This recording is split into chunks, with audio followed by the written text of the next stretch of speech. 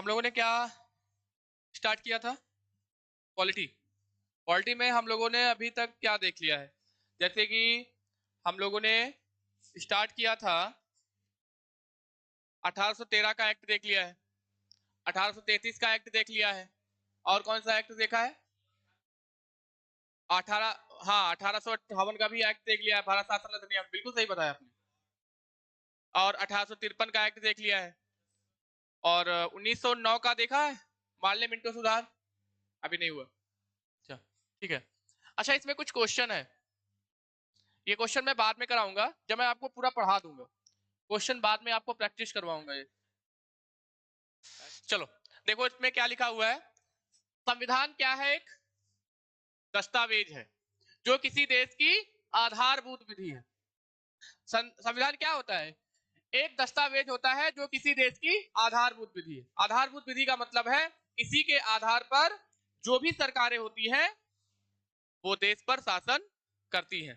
तो इसीलिए किसी भी देश का जो संविधान होता है वो क्या होता है? उस देश की क्या होती है? आधारभूत विधि होती है। अच्छा, दिखाई दे रहा है? अच्छा, इसका सर्वोच्च विधिक महत्व है। इसका सर्वोच्च विधिक महत्व का मतलब है कि भारत में किसकी महत्ता है। अगर ऑप्शन दे दिया जाए भारत में किसकी महत्ता है, संविधान, राष्ट्रपति, प्रधानमंत्री या राज्यपाल, तो किसकी महत्ता है? संविधान की। तो इसीलिए यहां दिया गया इसका सर्वोच्च विधिक महत्व। सर्वोच्च विधिक महत्व किसका? संविधान का सर्वोच्च विधिक महत्व है। कंसंट्रेट करिएगा इधर। यह विधायिका, कार्यपालिका, न्यायपालिका की भूमिकाओं तथा उनके अंतर संबंधों और सीमाओं को निर्धारित करता है। अब क्या बात है इसमें? ये किसको किसको निर्धारित करता है? विधायिका, कार्यपालिका और न्यायपालिका की भूमिकाओं और उनके अंतर संबंधों की सीमाओं को निर्धारित करता है। जैसे विधायिका का काम क्या है? विधायिका का काम क्या है? विधि का निर्माण करना। कार्यपालिका क्या करेगी? जो विधि बना दिए गए हैं उसी हिसाब से क्या करेगी? कार्य करेगी। और न्यायपालिका का काम क्या है? अगर नहीं नहीं, न्यायपालिका का काम है कि अगर मान लो संविधान के विरुद्ध कोई नियम बनाया जाता है या लोगों के विरुद्ध कोई नियम बनाया जाता है तो संविधान में जो है उसको रोकने का प्रावधान कर सकती है, या फिर उसे रोकने का प्रावधान कौन करती है? क्योंकि हमारे देश में न्यायपालिका कैसी है? स्वतंत्र न्यायपालिका है। और ये जो हमने स्वतंत्र न्यायपालिका का जो प्रावधान लिया है वो कहां से लिया है? अमेरिका से। कहां से लिया है? अमेरिका से। तो यही चीज यहां बताई गई है। संविधानवाद क्या है? यह एक अवधारणा है। इसके अनुसार सरकार की शक्ति आधारभूत विधियों के एक समुच्चय से आती है तथा उन्हीं के द्वारा सीमित होती है। अच्छा, संविधानवाद यह एक अवधारणा है। इसके अनुसार सरकार की शक्ति, सरकार की शक्ति कहां से आती है? संविधानवाद से। जो संविधान में नियम बनाए दिए गए हैं, जिन नियमों के अनुसार ही सरकार क्या करेगी? लोगों पर शासन करेगी। तो सरकार की शक्ति संविधान से आती है, विधि से आती है, और विधियों के अनुसार ही एक समुच्चय से क्या करेगी? उन्हीं के द्वारा सीमित होती है। अब देखो ब्रिटेन का संविधान कैसा है बताया गया है। ब्रिटेन का संविधान कैसा है? अलिखित। और किस पर आधारित है? परंपरा पे आधारित है। परंपरा आधारित संविधान है, यहाँ पर कोई लिखित संविधान नहीं है। तो क्वेश्चन एग्जाम में कई बार पूछा गया कि विश्व का ऐसा कौन सा संविधान है जो अलिखित है और परंपरावादी है? तो कौन सा संविधान है? ब्रिटेन का संविधान। अच्छा, अमेरिका के संविधान कैसा है? लिखित संविधान। एक क्वेश्चन एग्जाम में पूछा जाता है कि सबसे पहले लिखित संविधान की अवधारणा, या फिर ये कह सकते हो केंद्रीय संविधान की अवधारणा किस देश ने दी थी? तो वो कौन था? अमेरिका। ठीक है। मूल अधिकार, मजबूत न्यायपालिका, कार्यपालिका, विधायिका का पृथककरण, कठोर संविधान, ये सारे किसके जो है प्रॉपर्टीज हैं, गुण हैं? अमेरिका के संविधान। कैसा संविधान है? लिखित है। तो अमेरिका के संविधान में मूल अधिकार है। क्या है? और जैसे हमारे देश में जो मूल अधिकार है वो किस देश से लिए गए हैं? अमेरिका के संविधान से। कहां से लिए गए हैं? अमेरिका के संविधान से। और न्यायपालिका कैसी है? मजबूत न्यायपालिका है। अगर न्यायपालिका को लगता है कि सरकार वहां के लोगों के खिलाफ कोई नियम या कानून बनाती है या देश के लिए वो कानून अच्छे नहीं है तो उस पर वो प्रतिबंध लगा सकती है। जैसे हाल फिलहाल में देखा होगा कि ट्रंप ने कितने % टैरिफ लगाई जिससे वहां के जो लोगों को प्रॉब्लम क्रिएट हो रही थी या वहां पे महंगाई बढ़ रही थी, इस वजह से न्यायपालिका ने विधि द्वारा यानी कि ट्रंप द्वारा लगाए गए जो नियम थे उनको शून्य कर दिया। ठीक है, और संविधान कैसा है, यहाँ पर केवल 7 अनुच्छेद पाए जाते हैं। अमेरिका के संविधान बहुत छोटा सा संविधान है, बहुत, और कैसा है, ये कठोर संविधान है। उसके बाद यहाँ की बात करते हैं, भारतीय संविधान कैसा है, संविधान की सर्वोच्चता है, ना कि संसद की। तो अपने यहाँ किसकी सर्वोच्चता है, संविधान की सर्वोच्चता है। फिर क्या बोला गया, भारतीय संविधान के निर्माण में ब्रिटिश शासन की भूमिका। अब भारतीय संविधान के निर्माण में ब्रिटिश शासन की क्या भूमिका रही, हमारा जो संविधान बनकर तैयार हुआ उसमें ब्रिटिश शासन की क्या भूमिका रही, यही चीजें हमें इसमें पढ़नी है। क्या बताया गया, संसदीय प्रणाली और द्विसदनी विधायिका। अपने यहाँ कैसी प्रणाली है, संसदीय प्रणाली है, और विधायिका कैसी है, द्विसदनी विधायिका है। द्विसदनी विधायिका कैसे, एक लोकसभा एक राज्यसभा। लोकसभा से अगर कोई बिल पास होता है तो वो भी कहा जाता है, राज्यसभा में, और राज्यसभा भी उसे पास कर देती है, तो फिर पास होने के लिए या साइन होने के लिए किसके पास जाता है, राष्ट्रपति के पास जाता है। तो अब देखो, ब्रिटिश संसदीय प्रणाली से प्रेरित है हमारा जो संविधान है। जैसे प्रांतीय स्तर पर विषयों का विभाजन, प्रांतीय स्तरों पर विषयों का विभाजन, जैसे तुम्हें पता है कि हमारे संविधान में केंद्र और राज्य जो है अलग अलग से नियम बना सकते हैं। मैंने एक चीज बताई थी कि जो राज्य होते हैं वो भी संविधान में अपने हिसाब से नियम बना सकते हैं, ऐसा प्रावधान किया गया है।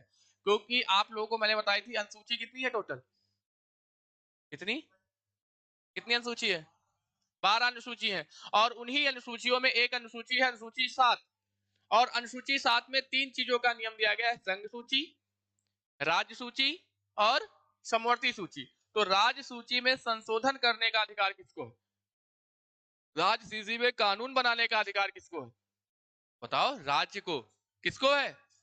तो वही बताया गया है कि प्रांतीय स्तर पर विषयों का विभाजन, यानी कि राज्य सूची में कौन कौन से विषय हैं, जैसे कि जेल, कृषि, ठीक है, या फिर और जैसे प्रशासन हो गए, नागरिक प्रशासन हो गए, तो इन पर कौन नियम बना सकता है, राज्य बना सकता है। तो प्रांतीय स्तर पर जो है विषयों का विभाजन है, दैत शासन व्यवस्था है, स्पीकर और डिप्टी स्पीकर का चुनाव। स्पीकर और डिप्टी स्पीकर का चुनाव कहां से लिया गया है, ब्रिटेन के संविधान से। स्पीकर और डिप्टी स्पीकर कहां रहते हैं, लोकसभा में, जिसे आप अध्यक्ष और उपाध्यक्ष बोलते हो, ठीक है। उसके बाद लोक लेखा समिति का प्रत्यक्ष चुनाव, और इसे लिया गया है भारत शासन अधिनियम 1919 से। तो लोक लेखा समिति का प्रत्यक्ष चुनाव, जो लोक लेखा समिति होती, कई समिति जैसे प्राक्कलन समिति होती है, लोक लेखा समिति होती है, ठीक है, नियम समिति होती है, ये सारी जो समितियां होती हैं इनका क्या होता है, प्रत्यक्ष चुनाव होता है, और ये लिया गया है भारत शासन अधिनियम 1919 से। आगे, भारत सरकार अधिनियम 1935 से क्या लिया गया, संघीय ढांचे की शुरुआत कहां से हुई, भारत शासन अधिनियम 1935 से हुई। संघीय ढांचा मतलब, संघीय ढांचे का मतलब है कि शक्ति किसके हाथों में, संघ के हाथों में दी गई, ठीक है। केंद्र में दैध शासन की शुरुआत हुई, राज्यों में उत्तरदायी शासन की शुरुआत हुई। राज्यों में उत्तरदायी शासन का मतलब मैंने बताया था कि उत्तरदायी शासन ये होता है जो लोगों के लिए हो, है ना, ठीक है। निर्वाचन प्रक्रिया कैसी है, भारत परिषद अधिनियम 1892, परिषदों में अप्रत्यक्ष चुनाव की शुरुआत हुई। परिषदों में कैसी शुरुआत हुई, अप्रत्यक्ष चुनाव की शुरुआत हुई। अतः भारत की चुनावी प्रतिनिधित्व की प्रक्रिया की शुरुआत हुई। भारत में चुनावी प्रतिनिधित्व की प्रक्रिया की शुरुआत हो जाती है 1892 में। यानी कि अब आप कह सकते हो कि 1892 में जो अधिनियम आया था, यहां से भारत में चुनाव के जो प्रत्यक्ष चुनाव की जो बात हुई, अप्रत्यक्ष चुनाव की जो बात हुई, उसकी शुरुआत हो गई थी भारत शासन अधिनियम या भारत परिषद अधिनियम 1892 में। अच्छा, भारत में अगर पूछा जाए चुनावी प्रतिनिधित्व की प्रक्रिया की शुरुआत किस अधिनियम से हुई, तो 1892 में, ये इंपॉर्टेंट है, भारत में चुनावी प्रतिनिधित्व प्रक्रिया की शुरुआत 1892 के अधिनियम से होती है। उसके बाद क्या दिया गया है, भारत सरकार अधिनियम 1919 क्या कहता है, कुछ परिषदों में सीटों के लिए सीमित प्रत्यक्ष चुनाव की अनुमति देगी। अब पहली बार प्रत्यक्ष चुनाव की अनुमति किस संविधान कौन से भारत कौन से अधिनियम से हुई? 1919। तो प्रत्यक्ष चुनाव की जो शुरुआत हुई कुछ परिषदों में, उसकी शुरुआत होती है भारत सरकार अधिनियम 1919 में। अच्छा, ये सारे अधिनियम आपको अच्छे से पढ़ लेने।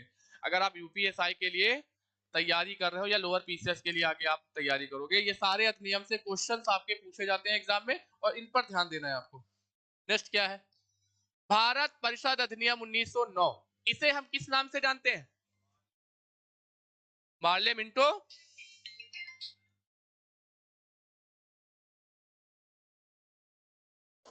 एक मिनट, चलो अब देखो क्या बता रहे थे। भारत परिषद अधिनियम 1919। अब अच्छा 1909, भारत परिषद अधिनियम 1909, इसको और किस अधिनियम से जानते हैं? मार्ले मिंटो सुधार। अच्छा, मार्ले कौन थे और मिंटो कौन थे? मिंटो कौन थे? Viceroy, good. मार्ले थे। अच्छा, सचिव का पद किस अधिनियम के तहत आया था? ये तो मैंने बताया था ना। सचिव का पद भारत में कब आया? भारत सचिव का पद, हाँ पढ़ा है तुमने। 1858 में भारत सचिव का पद किया गया। और कौन सा पद वायसराय का एक नया पद बनाया गया? पहले वायसराय कौन थे?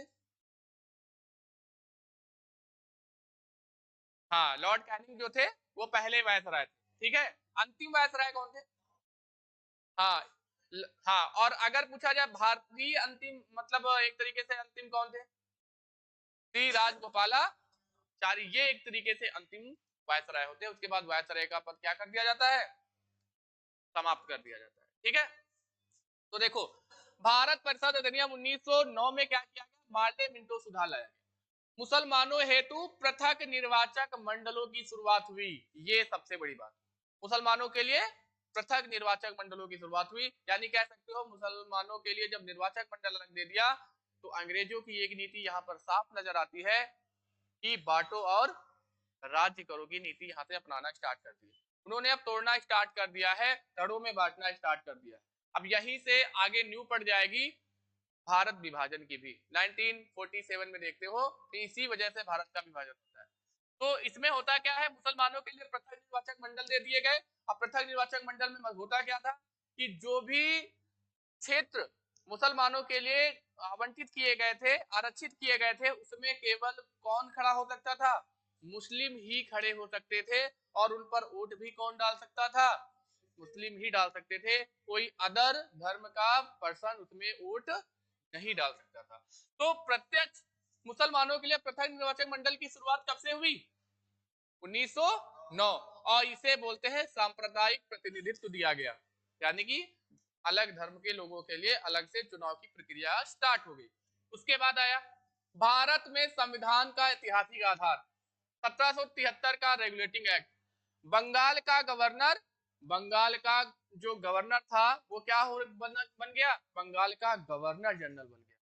यानी 1773 के रेगुलेटिंग एक्ट में बंगाल के गवर्नर को बंगाल का गवर्नर जनरल कहा जाने लगा, और इसे विधि बनाने का भी अधिकार दे दिया गया। तो बताओ, बंगाल का पहला गवर्नर जनरल कौन था? Warren Hasting, very good. कौन था बंगाल का पहला गवर्नर जनरल? Warren Hasting. ये क्वेश्चन पूछा जाता है, याद रखना। तो अच्छा, बंगाल का पहला गवर्नर कौन था? Robert Clive. कौन था? Robert Clive. ये चीजें आपको याद रखनी है, यहां से छोटे छोटे क्वेश्चन पूछे जाते हैं। तो बंगाल का गवर्नर कौन था? रॉबर्ट क्लाइव पहला। और बंगाल का गवर्नर जनरल कौन था? Warren Hasting. और अंतिम गवर्नर जनरल कौन था? अंतिम गवर्नर जनरल कौन था? कैनिंग। और वही तो पहला राष्ट्र वो बनेगा वायसराय, तो वही अंतिम गवर्नर जनरल होगा। कुछ फंसाने के लिए क्वेश्चन ऐसे भी डाल देते हैं। तो अगर पूछा जाएगा भारत का अंतिम गवर्नर जनरल कौन, तो लॉर्ड कैनिंग। अगर पूछा जाएगा भारत का पहला वायसराय कौन था, कौन था? कैनिंग, ठीक है, क्योंकि 1858 में शुरुआत हुई थी, ठीक है। अच्छा, इसी के तहत देखो, ये इंपॉर्टेंट है, इसी के तहत कलकत्ता में उच्चतम न्यायालय की स्थापना हुई, ठीक है। 1773 रेगुलेटिंग एक्ट के तहत कलकत्ता में उच्चतम न्यायालय की शुरुआत हुई और इसकी स्थापना कब हो जाती है? 1774 में। और इसके पहले जो मुख्य न्यायाधीश बनते हैं, चीफ जस्टिस बनते हैं, वो कौन है? एलिजा एम्पे। कौन बनती है? एलिजा एम्पे। फिर क्या आता है? 1813 का चार्टर अधिनियम। भारतीयों को शिक्षा हेतु कंपनी द्वारा प्रतिवर्ष कितना रुपए दिया गया? 1 लाख खर्चा। न्याय तथा और क्या किया गया? चाय तथा चीनी के साथ व्यापार को छोड़कर ईस्ट इंडिया कंपनी के व्यापारिक एकाधिकार को समाप्त कर दिया गया। ये चीज मैंने बताई थी कि 1 लाख खर्चे के लिए 1813 में जो है भारतीयों को शिक्षा के लिए दिए गए, लेकिन वो कभी खर्च ही नहीं हुए। और क्या किया गया? ब्रिटिश ईस्ट इंडिया कंपनी के जो अधिकार थे, व्यापारिक अधिकार थे, उनको क्या कर दिया गया? सीमित कर दिया। यानी कि अब वो किसके साथ केवल व्यापार कर सकते थे? चाय और चीन के साथ व्यापार कर सकते थे। और पूरी तरीके से कब इस एकाधिकार को समाप्त किया गया? 1833।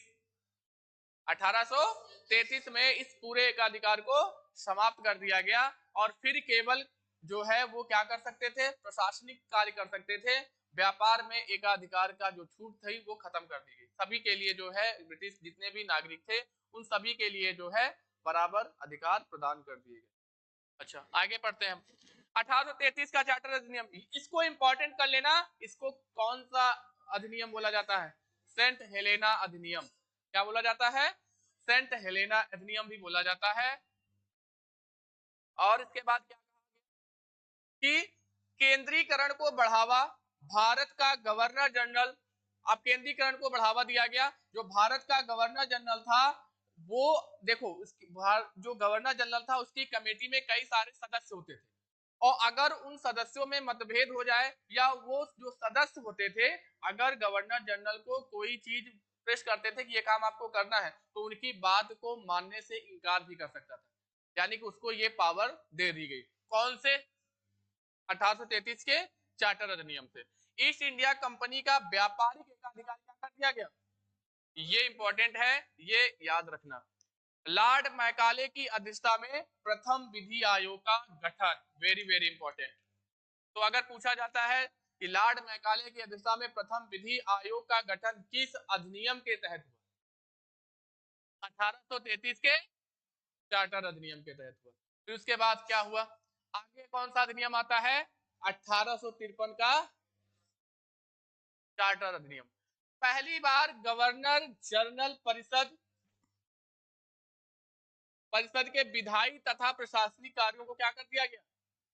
हाँ, विधायी और प्रशासनिक कार्यों को अलग किस अधिनियम के तहत किया गया? 1853। अब परिषद में कितने नए सदस्य जोड़े गए? 6 अतिरिक्त सदस्य और सदस्यों को शामिल कर केंद्रीय विधान परिषद का गठन किया गया। तो केंद्रीय विधान परिषद का गठन किस अधिनियम के तहत? 1853। ये इंपॉर्टेंट है। अगर क्वेश्चन पूछा जाए केंद्रीय विधानसभा का गठन किस अधिनियम के तहत किया गया, किस चार्टर अधिनियम के तहत किया गया, तो 1853। इस एक्ट द्वारा भारत में संसदीय प्रणाली की शुरुआत हुई। Very very important. भारत में संसदीय प्रणाली की शुरुआत कब हुई? 1853 चार्टर अधिनियम से। सिविल सेवकों की भर्ती एवं चयन हेतु खुली प्रतियोगिता की परीक्षा की शुरुआत। अपने आपको बताया था। हाँ, 1853। पहले क्या होता था? ये अंग्रेजों के द्वारा चुने हुए सदस्य ही बन जाते थे। अब लेकिन इसमें क्या होता है? खुली प्रतियोगिता का आयोजन होने लगा और लोग जो है भारतीय भी इसमें जो है पार्टिसिपेट कर सकते थे, लेकिन उनको जो है एग्जाम देने कहाँ जाना पड़ता था? लंदन जाना पड़ता था। ठीक है। अच्छा, पहले आईसीएस कौन बने? क्वेश्चन है कि पहले भारतीय आईसीएस कौन बने? नहीं, सुरेंद्र नाथ घोष। ठीक है, सुरेंद्र नाथ थे जो पहले आईसीएस बने और बाद में ये जो है इनको जो है अंग्रेजी सरकार बर्खास्त भी कर देती है। ठीक है, तो पहले आईसीएस यही थे, सुरेंद्र नाथ। ठीक है, बनर्जी थे शायद, घोष नहीं थे, सुरेंद्र नाथ बनर्जी। सुरेंद्र नाथ, हाँ, पहले आईएएस को आईसीएस बोला जाता था। ठीक है, सुरेंद्र नाथ बनर्जी ये पहले आईसीएस थे, याद रखना ये भी। पहली बार केंद्रीय विधान परिषद में स्थानीय प्रांतीय प्रतिनिधित्व प्रदान किया गया और मद्रास बॉम्बे, बंगाल तथा आगरा की स्थानीय सरकारों द्वारा 4 सदस्यों की नियुक्ति की गई। यानी पहली बार केंद्रीय विधान परिषद में प्रतिनिधित्व प्रदान किया गया। अब कितनी केंद्रीय विधान परिषद थी? एक था मद्रास, बॉम्बे, बंगाल तथा आगरा तथा स्थानीय, यानी इनको बोल दिया गया कि आप अपने हिसाब से अपने राज्यों में, प्रांतों में कानून बना सकते हो। तो कानून बनाने का अधिकार प्रांतों को कब मिला? 1853 में। ठीक, अब आते हैं 1858 भारत शासन अधिनियम। बोर्ड ऑफ कंट्रोल और कोर्ट ऑफ डायरेक्टर्स समाप्त कर दिए गए। पहले दो बोर्ड काम करते थे, बोर्ड ऑफ कंट्रोल और बोर्ड ऑफ डायरेक्टर्स। तो बोर्ड ऑफ डायरेक्टर्स जो होते हैं शासन करते थे, बोर्ड ऑफ कंट्रोल ब्रिटेन में रहता था जो इन पर देखरेख करता था। तो इसको समाप्त कर दिया गया। भारत राज्य सचिव नामक नए पद का सृजन किया गया, इंपॉर्टेंट है। तो राज्य सचिव का जो सृजन किया गया, बनाया गया, वो किस अधिनियम के तहत बनाया गया? 1858। ब्रिटेन में 15 संसदीय भारत परिषद का गठन हुआ। किसका गठन हुआ? 15 संसदीय भारत परिषद का गठन हुआ। ये एक बात याद रखना, ये जो 15 सदस्यीय लोग होते थे ना, इनका जो वेतन दिया जाता था भारत के जो है संचित निधि से दिया जाता था। भारत सरकार की जो संचित निधि, जो अपने देश का संचित निधि है, उससे जो है इन 15 सदस्यों को क्या दिया जाता था? वेतन दिया जाता था। और ये कब तक दिया जाएगा? 1919 तक। 1919 में संशोधन आता है और फिर जब बहुत ज्यादा आंदोलन होते हैं तो इनका जो वेतन है ब्रिटिश सरकार के हाथों दिया जाने लगा। अब ये काम कर रहे हैं ब्रिटेन का, ब्रिटिश सरकार का, लेकिन वेतन किसका ले रहे थे? भारतीयों से, यानी भारत की संचित निधि से इनको वेतन दिया जा रहा था। तो 1919 तक ऐसी प्रक्रिया चलती रही। 1919 में प्रावधान किया गया कि इनकी जो भारत भारत परिषद जो गठन हुआ था 15 सदस्यों का, इनका वेतन प्रावधान हटा दिया गया जो भारत की संचित निधि से दिया जा रहा था। फिर क्या किया? 1861 का भारत परिषद अधिनियम पहली बार भारतीय प्रतिनिधियों को कानून निर्माण प्रक्रिया में शामिल किया गया। अब अंग्रेजों को ये लगने लगा ना, क्योंकि 1857 की क्रांति हो चुकी थी। अब 1857 की क्रांति से अंग्रेजों को यह महसूस होने लगा कि ये भारतीय विद्रोह कर सकते हैं। इसीलिए कानून निर्माण की प्रक्रिया में किसको शामिल करना स्टार्ट कर दिया? भारतीयों को। तो पहली बार भारतीयों का प्रतिनिधियों को जो है कानून निर्माण की प्रक्रिया में शामिल किया गया। और कौन से संविधान, कौन से भारत परिषद अधिनियम से? 1861। ये काम किया गया। समझ में आया? तो अगर क्वेश्चन पूछा जाए कि पहली बार विधि निर्माण की प्रक्रिया में भारतीयों को शामिल किया गया किस अधिनियम के तहत? 1861। और पूछते हैं भारत सचिव का पद या राज्य सचिव का पद किस अधिनियम के तहत बनाया गया? 1858। कितने, अच्छा, कितने सदस्यों को जो है इसमें चुना गया? कितने? 15 सदस्य। और इनका वेतन कहां से दिया जाता था? भारत के संचित निधि से। और बाद में इसको कब खत्म किया गया? 1919 के अधिनियम से इसको खत्म किया गया। 1919 का अधिनियम कौन सा था? कौन सा अधिनियम था? मॉन्टेग्यू चेम्सफोर्ड सुधार। अभी आगे आएगा। अच्छा, थोड़ा स्पीड ज्यादा है, कम करें? है? अच्छा, वायसराय क्या करता था? कार्यकारी परिषद में कुछ भारतीयों को गैर सरकारी सदस्य के रूप में नामित कर सकता था। यानी वायसराय क्या कर सकता था कि अपनी कार्यकारी परिषद में कुछ भारतीयों को, जो गैर सरकारी होते थे, गैर सरकारी का मतलब जो सरकार के नहीं होते थे, जो बाहरी लोग होते थे, उनको चुनने का अधिकार किसको दे दिएगा? वायसराय को। वायसराय ऐसे भारतीयों को चुन सकती थी जो सरकार का प्रतिनिधित्व नहीं करते और उनको सदस्य के रूप में नामित कर सकता था। और पोर्टफोलियो प्रणाली की शुरुआत, यानी विभागीय प्रणाली की शुरुआत 1858 में ही हो गई थी। ठीक है।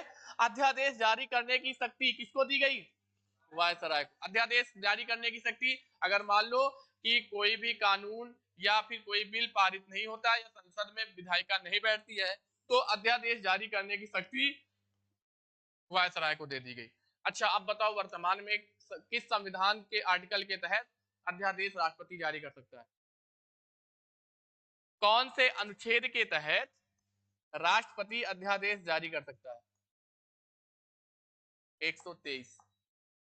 अनुच्छेद 123 के तहत राष्ट्रपति क्या कर सकता है, अध्यादेश जारी कर सकता है। अध्यादेश कब जारी किया जाता है, जब संसद 6 महीने के अंतराल में दोनों संसद क्या नहीं होती है, बैठती नहीं, तो राष्ट्रपति क्या कर सकता है, अध्यादेश जारी करता है और ये आदेश देता है कि आप सभी जो है सुचारू रूप से काम करना स्टार्ट करें। उसके बाद ये अभी लिखवाएंगे, याद रखो। वैसे अध्यादेश जारी करने की शक्ति राष्ट्रपति को किस अनुच्छेद के तहत दी गई, 123। 1892 का भारत परिषद अधिनियम, ये भी बहुत इंपॉर्टेंट है। इसमें क्या कहा गया, केंद्रीय तथा प्रांतीय विधानसभा परिषदों में गैर सरकारी सदस्यों की क्या हुई, नियुक्ति। अब गैर सरकारी सदस्य कौन होते थे, जो सरकार के द्वारा चुन के नहीं आते थे, वो बाहर से चुने जाते थे, वो गैर सरकारी सदस्य होते थे। सीमित तथा अप्रत्यक्ष चुनाव का प्रावधान हुआ, यहां से स्टार्ट हो जाती है। विधान परिषद के सदस्यों को बजट पर बहस करने तथा प्रश्न पूछने की शक्ति दी गई। पहली बार याद रखना कि बजट पर प्रश्न पूछने की शक्ति किस संशोधन यानी कि भारत सरकार अधिनियम के तहत किया गया, 1892। यानी जो भी बजट आता था, बजट में विधान परिषद के जो सदस्य होते थे, जो सदस्यों को चुना गया था, वो बजट पर बहस कर सकते थे और बहस के साथ साथ वो प्रश्न पूछ सकते थे। प्रश्न पूछने की शक्ति दी गई, लेकिन उनको कौन सा अधिकार नहीं दिया गया, मतदान का अधिकार। बजट पर मतदान का अधिकार विधान परिषद के सदस्यों को नहीं दिया गया। उनको केवल क्या दिया गया कि आप बजट पे क्या कर सकते हो, बहस कर सकते हो, अपनी बात रख सकते हो और प्रश्न पूछ सकते हो। इसके अलावा अगर उसमें वोटिंग हो रही है तो आपको ऐसा अधिकार नहीं। ठीक है। 1909 का भारत परिषद अधिनियम, और इसे क्या बोला जाता है, मार्ले मिंटो सुधार। क्या बोला जाता है, मार्ले मिंटो सुधार।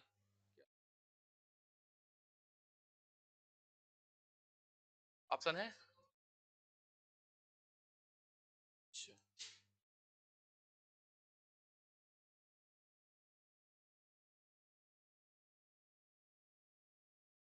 ठीक है ना, दिखाई दे रहा।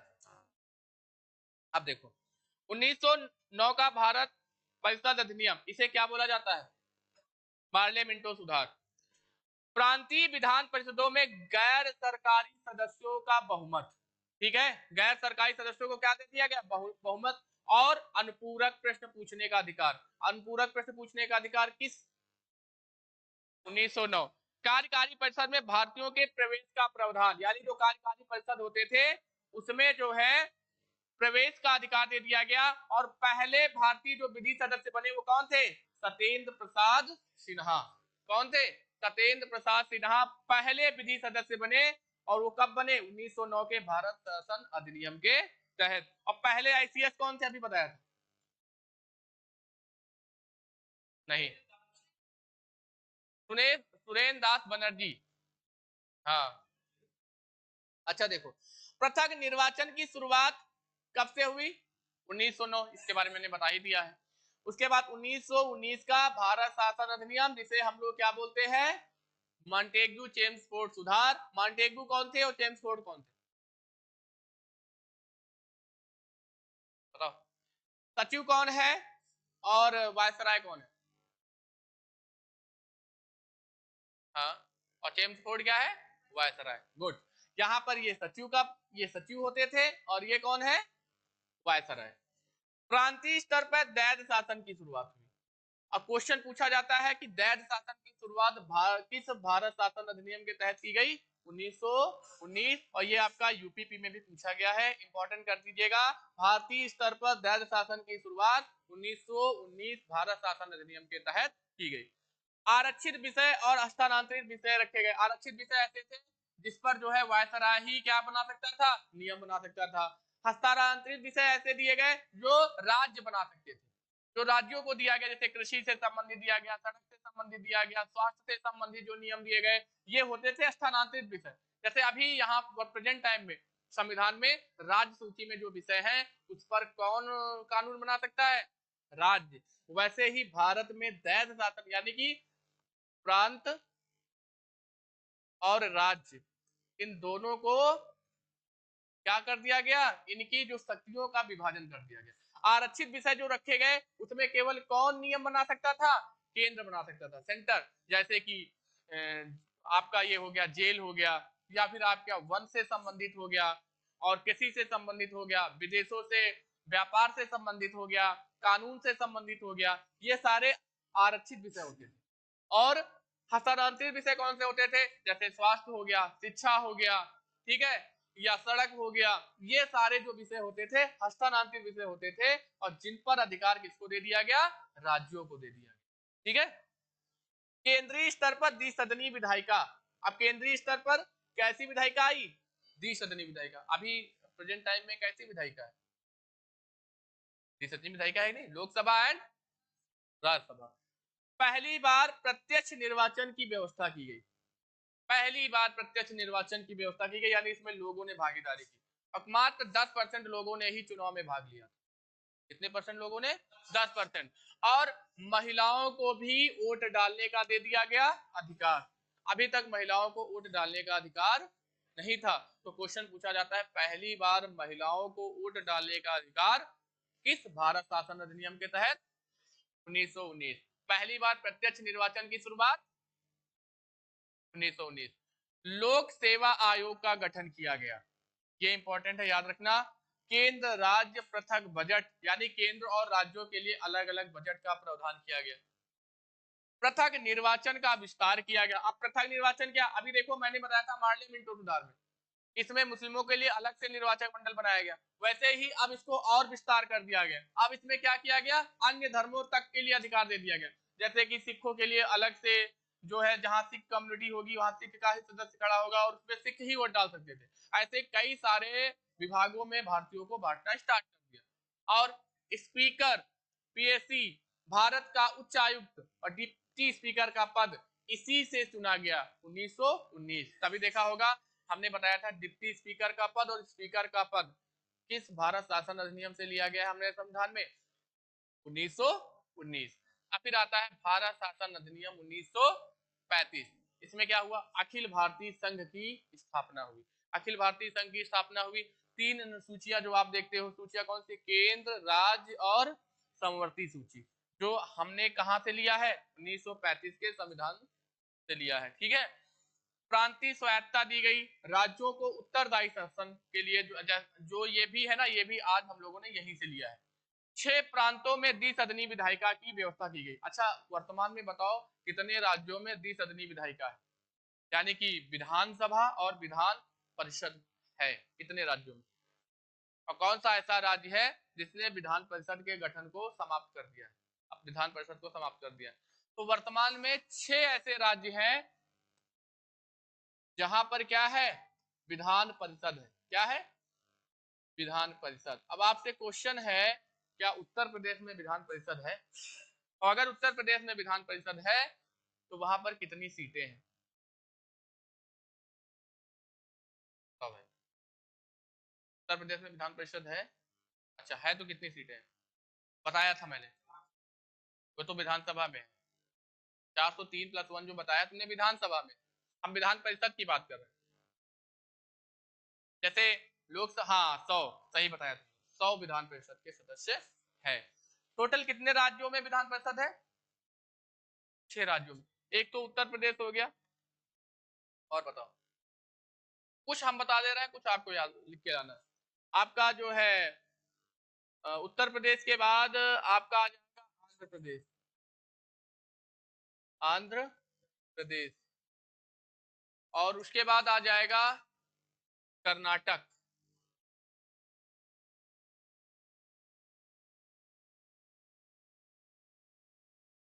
झारखंड।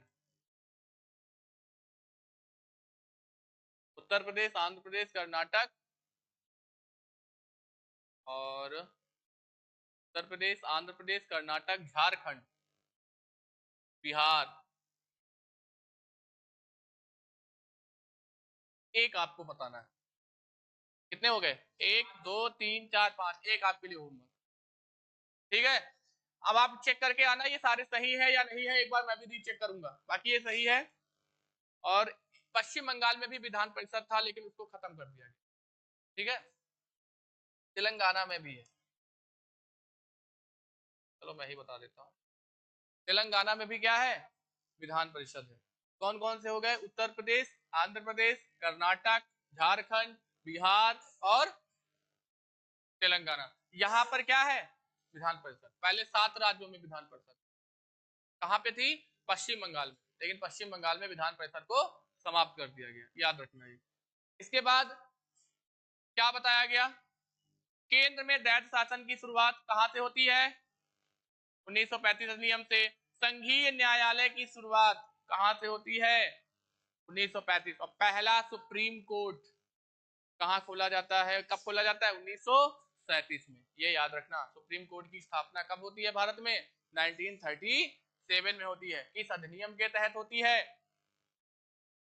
1935 के अधिनियम से होती है। ठीक है, एक चीज और याद रखना, भारत परिषद को समाप्त कर दिया गया। भारत परिषद में टोटल कितने सदस्य होते थे, 15 सदस्य, जो 15 सदस्यों का वेतन दिया जाता था। 1919 में उनका वेतन ब्रिटिश संसद से दिया जाने लगा। उसके बाद 1935 में भारत परिषद को जो है क्या कर दिया गया, समाप्त कर दिया गया। लगभग 10% जनसंख्या मतदान का अधिकार था, ये तो मैंने बताया ही था। कितने परसेंट लोग ही कर सकते थे, 10%। नेक्स्ट क्या है, अब भारत में संविधान का विचार, यहां से अब आपका एक तरीके से संविधान स्टार्ट हो रहा है। अभी तक तो हम लोगों ने सारे अधिनियम ही पढ़े, किस अधिनियम से क्या प्रावधान भारत में किए गए, क्या क्या भारतीयों को छूट मिली, क्या क्या भारतीयों पर जो है दबाव बनाया गया, ये चीजें हम लोगों ने सीखी। अब यहाँ से एक तरीके से न्यू पढ़ रही है। 1934 में भारत के लिए संविधान सभा का विचार पहली बार भारत में कम्युनिस्ट आंदोलन के अग्रदूत एम.एन. रॉय ने रखा था। क्वेश्चन पूछा जाता है कि पहली बार संविधान के गठन का विचार किसने रखा, वेरी वेरी इंपॉर्टेंट और हर जगह पूछा, एम.एन. रॉय। ठीक है, कौन थे, एम.एन.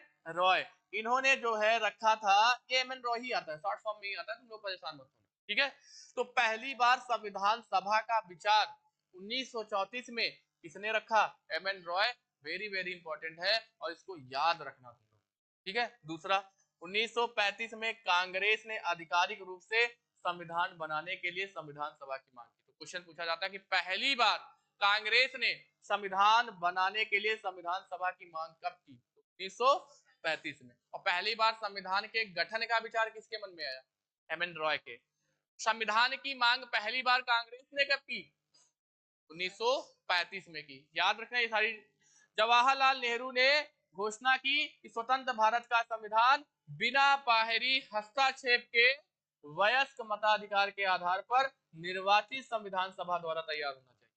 1938 में जवाहरलाल नेहरू ने कहा था कि जो भारतीयों का जो संविधान है वो भारतीयों के द्वारा ही बनना चाहिए, और यहाँ पर जो प्रांतीय सभा में लोग आते हैं इनके द्वारा चुने हुए लोग ही क्या बनाएंगे, संविधान। ये किसने कहा था, जवाहरलाल नेहरू ने।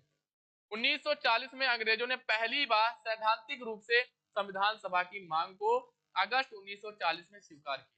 तो संविधान सभा की मांग को कब स्वीकार किया गया, 1940 में, क्योंकि अंग्रेजों पर दबाव था। उस समय जो है द्वितीय विश्व युद्ध स्टार्ट हो जाता है। द्वितीय विश्व युद्ध कब स्टार्ट होता है, 1939 से। तो यहाँ पर अंग्रेजों पर दबाव बना हुआ था लगातार, क्योंकि द्वितीय विश्व युद्ध की शुरुआत हो चुकी थी और अंग्रेज दबाव बना रहे थे। जैसे प्रथम युद्ध में भारतीयों ने हमारा साथ दिया था, द्वितीय युद्ध में भी भारतीय हमारे साथ होंगे। इसीलिए उन्होंने संविधान को बनाने की जो मांग थी उनकी मान लिए थे। लेकिन ये कहां तक सच था ये तो अंग्रेज ही बता सकते थे, क्योंकि हो सकता था द्वितीय विश्व युद्ध के बाद इन मांगों को ठुकरा भी सकते थे। इसीलिए भारतीयों ने अंग्रेजों को साथ देने से मना कर दिया। तो क्वेश्चन ये भी पूछा जाता है, क्या द्वितीय विश्व युद्ध में भारतीयों ने अंग्रेजों का साथ दिया, तो नहीं दिया। ठीक है, उसके बाद 1942 में स्टुअर्ट किप्स स्वतंत्र संविधान बनाने हेतु एक मसौदा लाए, मुस्लिम लीग ने आविष्कार किया।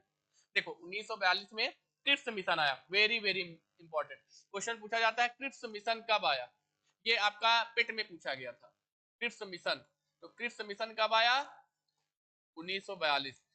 1942 में क्रिप्स मिशन आया और इसने बताया कि भारतीयों को जो आंतरिक मामले हैं उन पर जो है भारतीय संविधान बना सकते हैं, लेकिन जो बाहरी यानी विदेशों के साथ व्यापार है या सेंट्रल के साथ जो भी समझौते हैं उनको अंग्रेज ही अपने पास रखेंगे। कि अंग्रेजों का मानना था कि भारतीय अपने देश को चला नहीं सकते, इसीलिए उन्होंने ऐसा कुछ नियम बना के भेजा। तो इसको कांग्रेस ने भी बहिष्कार कर दिया, कांग्रेस ने भी इसको बहिष्कार किया और मुस्लिम लीग ने भी इसका क्या किया, बहिष्कार किया। इसके बाद क्या होता है, 1946 कैबिनेट मिशन, क्या हुआ, 1946 में कैबिनेट मिशन भेजा और इसी की योजना के अनुसार 1946 में संविधान सभा का गठन हुआ। क्वेश्चन पूछा जाता है संविधान सभा का गठन किस मिशन के तहत हुआ, कृषि मिशन या cabinet mission, cabinet mission. Cabinet mission कब गया, 1946 में। उस समय जो है लेबर पार्टी की सरकार थी और उस समय जो ब्रिटेन के प्रधानमंत्री थे क्लीमेंट एटली थे। कौन थे, क्लेमेंट एटली थे। और उन्होंने ब्रिटेन के संसद में भारत की आजादी के परिप्रेक्ष्य में क्या किया, बिल पास करवाया और आगे चल के 15 अगस्त 1947 को हमारा देश आजाद हो जाता है। किस देश से क्या लिया गया, अब हमने जो है जो संविधान बनाया ना, जो जिस देश की अच्छी अच्छी बातें होती थी जो संविधान में लिखी हुई थी उनको हम लोगों ने जैसे के तैसे उतार लिया और या कुछ संशोधन कर दिया। जैसे ब्रिटेन से, अच्छा ब्रिटेन ने हम पर ज्यादा शासन किया है, उनके नियम और कानूनों से हम परिचित हो चुके थे, इसलिए हमारे संविधान में सबसे ज्यादा जो झलक देखने को मिलती है ब्रिटिश संविधान की मिलती है। तो हमने ब्रिटिश से क्या लिया, विधि का शासन लिया। विधि का शासन मतलब विधि के अनुसार ही हम क्या करेंगे, शासन करेंगे। दूसरा, कानून निर्माण की विधि, कानून कैसे बनता है, पहले लोकसभा में आता है, फिर राज्यसभा में जाता है, फिर राष्ट्रपति उसको पास करता है। तो कानून निर्माण की विधि हमने कहां से ली, ब्रिटेन से ली। राष्ट्रपति सांकेतिक प्रमुख, सांकेतिक का मतलब कि वास्तविक प्रमुख कौन है भारत में, प्रधानमंत्री, यानी कि सारी शक्तियां किसको मिली है, प्रधानमंत्री को। राष्ट्रपति क्या है, केवल औपचारिक रूप से है, सांकेतिक रूप से है, यानी उसको सारे अधिकार नहीं मिले, उसको केवल साइन कर सकता है और बाकी उसमें कुछ नहीं कर सकता। त्रिसदनीय और क्या दिया गया, संसदीय स्वरूप, संसदीय स्वरूप जैसे लोकसभा, राज्यसभा और राष्ट्रपति, ये जो संसदीय स्वरूप है हमने कहां से लिया है, ब्रिटेन से लिया है। कैबिनेट प्रणाली, जो कैबिनेट प्रणाली आप देख रहे हो कि कितने मंत्री हो सकते हैं, कितने राज्य मंत्री हो सकते हैं, इन सब की शुरुआत भी हमने कहां से ली, ब्रिटेन से। द्विसदनीय संसद, जैसे हमारे यहाँ कैसा संसद है, द्विसदनीय, कौन कौन से द्विसदन, लोकसभा और राज्यसभा। प्रधानमंत्री का पद हमने कहां से लिया, ब्रिटेन से। क्वेश्चन पूछा गया यूपीपी में, प्रधानमंत्री का पद हम लोगों ने किस देश से लिया, तो ब्रिटेन से लिया। निचला सदन अधिक शक्तिशाली, निचला सदन मतलब लोकसभा, लोकसभा को अधिक शक्तिशाली बनाया गया। क्यों, क्योंकि यहाँ पर जो चुन के लोग आते हैं वो किसके द्वारा आते हैं, लोगों के द्वारा, इसीलिए इसको जो है अधिक शक्तिशाली बनाया गया। तो यहाँ पर ये सारी चीजें हमने कहां से ली, ब्रिटेन के संविधान से। समझ में आ रहा है। दूसरा, यूएसए के संविधान से क्या लिया, लिखित संविधान। जैसे ब्रिटेन का संविधान क्या लिखित है, नहीं, अलिखित है, लेकिन लिखित संविधान की हमने अवधारणा कहां से ली, यूएसए से ली। प्रस्तावना हमने कहां से ली, प्रस्तावना तो हमने यूएसए से ली, लेकिन प्रस्तावना की जो भाषा है, हम भारत के लोग, इसको हम लोगों ने ऑस्ट्रेलिया से लिया है। कहां से लिया है, ऑस्ट्रेलिया से। वेरी वेरी इंपॉर्टेंट, अभी आगे आएगा, ठीक है। उसके बाद मौलिक अधिकार हमने कहां से लिए, मेरे मौलिक अधिकार किस भाग में है, अभी सारे भाग भी लिखवाएंगे। भाग 3 में, भाग 3 में कहां से कहां तक है, 12 से, आर्टिकल 12 से 35 तक, ठीक है। उसके बाद राज्यसभा का पदेन अध्यक्ष के रूप में राष्ट्रपति। अब देखो तुमको पता होगा राज्यसभा में जो सभापति होता है वो कौन होता है, उपराष्ट्रपति ही तो होता है। तो राज्यसभा में पदेन सभापति के रूप में जब उपराष्ट्रपति चुनने की प्रक्रिया है हमने कहां से ली है, यूएसए से। उच्चतम न्यायालय, न्यायपालिका की स्वतंत्रता, न्यायपालिका की स्वतंत्रता और उच्चतम न्यायालय की व्यवस्था हमने कहां से ली, यूएसए से। न्यायिक समीक्षा, न्यायिक समीक्षा क्या होती है कि अगर मान लो कि न्यायालय ने कोई ऐसी जो है कह सकते हो कि नियम कानून बना दिया जिसको बाद में उसको लगता है कि ये जो कानून है लोगों के लिए सही नहीं है, तो उस पर जो क्या कर सकती है, समीक्षा कर सकती है, ठीक है, उसमें बदलाव कर सकती है। सोवियत संघ से क्या लिया, यूएसएसआर से क्या लिया, मौलिक कर्तव्य। ये मौलिक कर्तव्य बाद में जोड़े जाते हैं। कौन से संविधान संशोधन के तहत जोड़े जाते हैं, 42वां संविधान संशोधन 1976। और कौन सी समिति आती है, स्वर्ण सिंह समिति। कौन सी समिति, स्वर्ण सिंह समिति की सिफारिश पे जो है मौलिक कर्तव्य जोड़े गए। मौलिक कर्तव्य टोटल कितने थे, 10, लेकिन बाद में एक और मौलिक कर्तव्य जोड़ा गया। कौन सा संविधान संशोधन करके, 86वां संविधान संशोधन। और ये कब किया गया, 2002 में। और इसमें क्या जोड़ा गया, शिक्षा, बच्चों के लिए शिक्षा को जो है क्या कर दिया गया, मौलिक अधिकार बना दिया गया, यानी कि शिक्षा देने का अधिकार दे दिया गया। ठीक है। ऑस्ट्रेलिया से क्या लिया, समवर्ती सूची। सात, अनुसूची 7 में क्या है, संघ सूची, राज्य सूची और समवर्ती सूची। हमने कहां से लिया, ऑस्ट्रेलिया से। प्रस्तावना की भाषा देखो मैंने बताया था, कहां से लिया, ऑस्ट्रेलिया से। व्यापार वाणिज्य की स्वतंत्रता, संयुक्त बैठक, ये सब हमने लिया है ऑस्ट्रेलिया से। और जापान से क्या लिया हमने, विधि द्वारा स्थापित प्रक्रिया। विधि द्वारा स्थापित प्रक्रिया यानी कि जो भी प्रक्रिया विधि द्वारा स्थापित होगी वो हमने ले लिया जापान से। जर्मनी से आपातकाल के दौरान मौलिक अधिकारों का निलंबन, यानी जब भारत में आपातकाल लगेगा तो क्या जो है हट जाएंगे मौलिक अधिकार, यानी मौलिक अधिकार जो है फिर कोई नहीं मांग सकता। अच्छा, कितने मौलिक अधिकारों का निलंबन नहीं हो सकता, तो 2, एक है 20 और एक है 21। अगर मान लो भारत में राष्ट्रपति शासन है तो राष्ट्रपति शासन के समय जितने भी मौलिक अधिकार होते हैं वो सब समाप्त कर दिए जाते हैं। लेकिन कौन से मौलिक अधिकार नागरिकों को तब भी मिलते रहते हैं, अनुच्छेद 20 और अनुच्छेद 21। और कनाडा से हमने क्या लिया, मजबूत केंद्र के साथ संघीय ढांचा, अपशिष्ट शक्तियां केंद्र में निहित है, ये भी हमने लिया। दक्षिण अफ्रीका से संविधान संशोधन की प्रक्रिया। संविधान संशोधन हमने किस देश के संविधान से लिया, दक्षिण अफ्रीका के संविधान।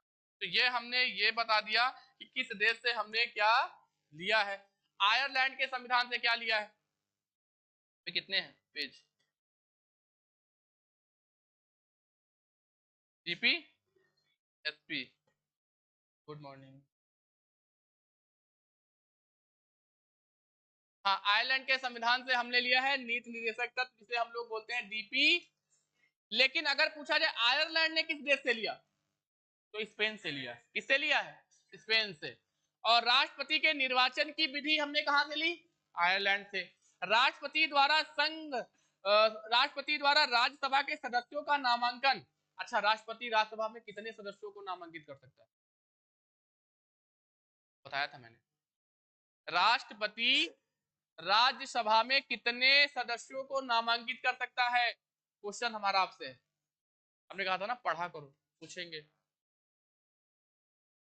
कोई बताएगा, 12 सदस्यों। कितने सदस्यों को, 12 सदस्यों। और लोकसभा में,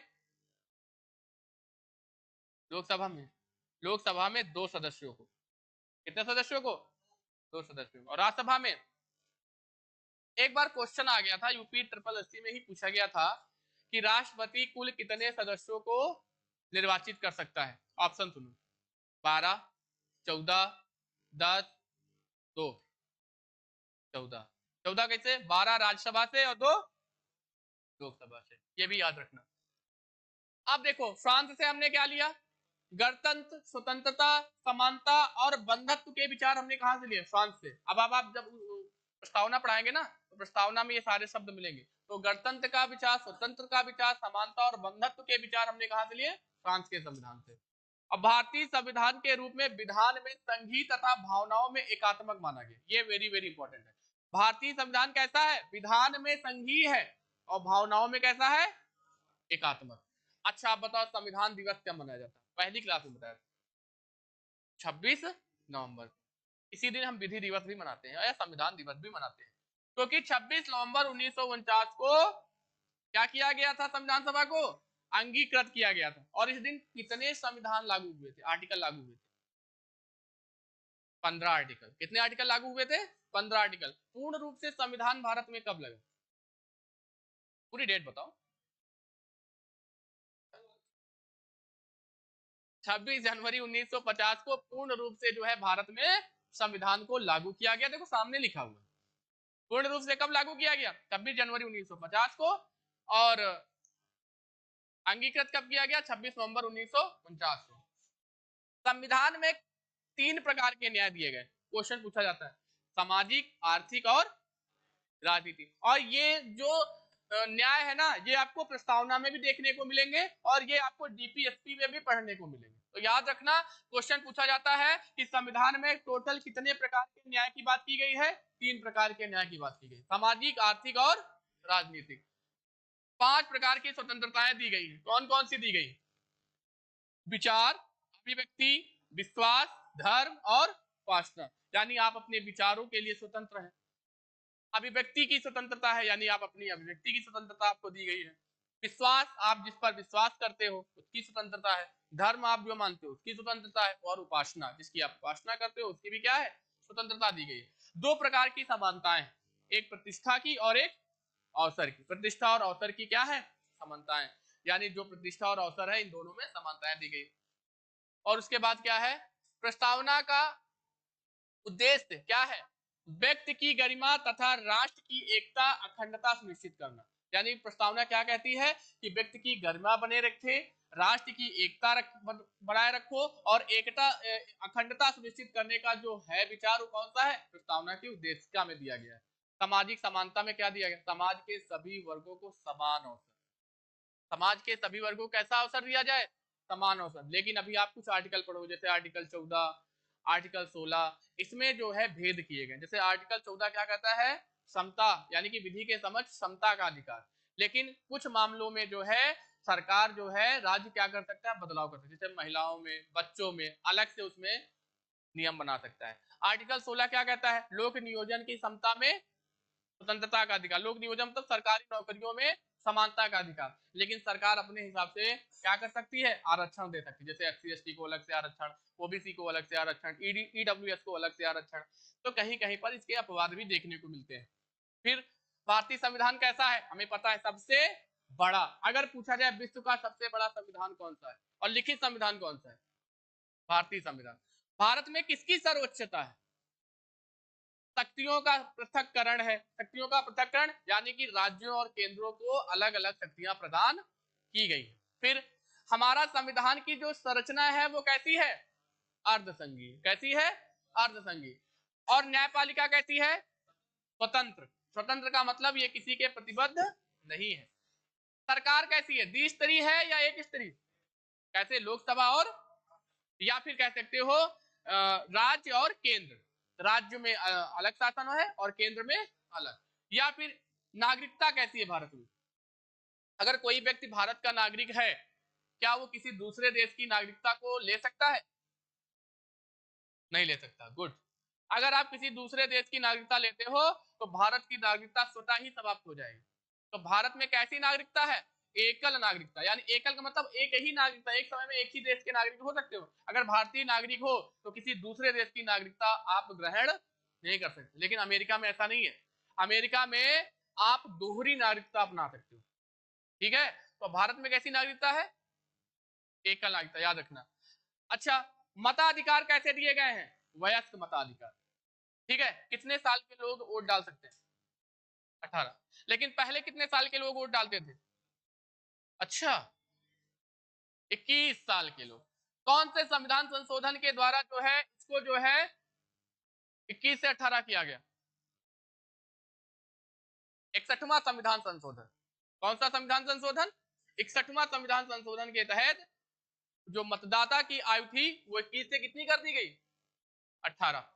प्रस्तावना को आमुख कहा गया। आमुख मतलब अगर आपको संविधान को समझना है तो आप अगर प्रस्तावना को पढ़ लेते हो तो आपको पता चल जाएगा कि भारतीय संविधान में किस लिए और क्या निर्माण किया गया और किन विचारों को रखा गया। संघवाद कहां से लिया है हमने, कनाडा से लिया है। यह लचीला तथा कठोर का मिश्रण है भारतीय संविधान। फिर उसके बाद कुल कितने शब्द हैं, ये इंपॉर्टेंट है, कितने शब्द हैं, 1,20,000 शब्दों से बना है। संसदीय शासन प्रणाली, संसदीय शासन प्रणाली की जो शुरुआत है वो हम लोगों ने कहां से ली है, ब्रिटेन से। न्यायपालिका कैसी है, एकीकृत न्यायपालिका।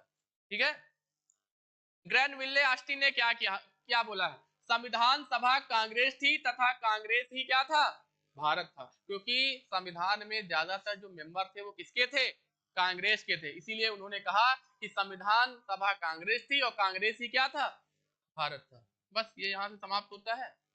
और एक और है, ये इंपॉर्टेंट, ये वाद याद रखना। ऑस्टिन ने क्या कहा, भारतीय संघवाद को सहकारी संघवाद कहा। क्या कहा, भारतीय संघवाद को सहकारी। और केसी वेयर ने क्या कहा, भारत का संविधान अर्धसंघीय है और भारत का संविधान अधिक कठोर तथा अधिक लचीले के मध्य एक अच्छा संतुलन स्थापित करता है। BR अम्बेडकर का कथन याद रखना, संविधान को संघात्मक के तंग ढांचे में नहीं ढाला गया तथा एकीकृत और संघात्मक दोनों है। ठीक है, इतना आपको याद रखना है। एक चीज और, भारतीय संविधान को वकीलों का स्वर्ग कहा जाता है। क्या कहा जाता है? वकीलों का स्वर्ग। यानी वकीलों का स्वर्ग क्यों? क्योंकि ये इतना बड़ा है कि अगर किसी ने अपराध भी किया है ना तो उस पर बहुत समय तक क्या चलता रहेगा? केस चलता रहेगा, वो वकील बचाता रहेगा। इसीलिए संविधान को क्या बोला गया? वकीलों का स्वर्ग। लेकिन अमेरिका का संविधान बहुत ज्यादा कठोर है क्योंकि वहां अनुच्छेद बहुत कम है, इसीलिए वहां का संविधान कैसा माना गया? कठोर। तो आज की क्लास इतना ही रखते हैं। ये पीपीटी आपको मिल जाएगी, इसको पढ़ लीजिएगा और एक क्लास और दे देंगे और उसी क्लास से आपको क्या करना है? रिवाइज कर लेना, फिर दोनों क्लासेस का टेस्ट लगा लेंगे हम लोग। ठीक है, ऑनलाइन आप लोगों के पास ऐप होगा ही और उसी ऐप में आप लोग क्या लगा लो? टेस्ट लगा लो। और जिनको भी यूपीपी की तैयारी करनी है अच्छे से, मतलब एक टारगेट बेस पे तैयारी करनी है, तो आप लोग जो है ज्यादा से ज्यादा लोगों को जोड़िए। ठीक है, और ऑनलाइन जो हम लोगों को देख रहे हैं उन लोगों से भी ये संस्था गुजारिश करती है कि आप लोग इसको बहुत ज्यादा शेयर करें, सब्सक्राइब करें और लाइक करें। और आगे जो भी चाहने वाले हैं या जिनको भी, जिस छात्रों को ये जरूरत है, वहां तक इसको पहुंचाएं। धन्यवाद।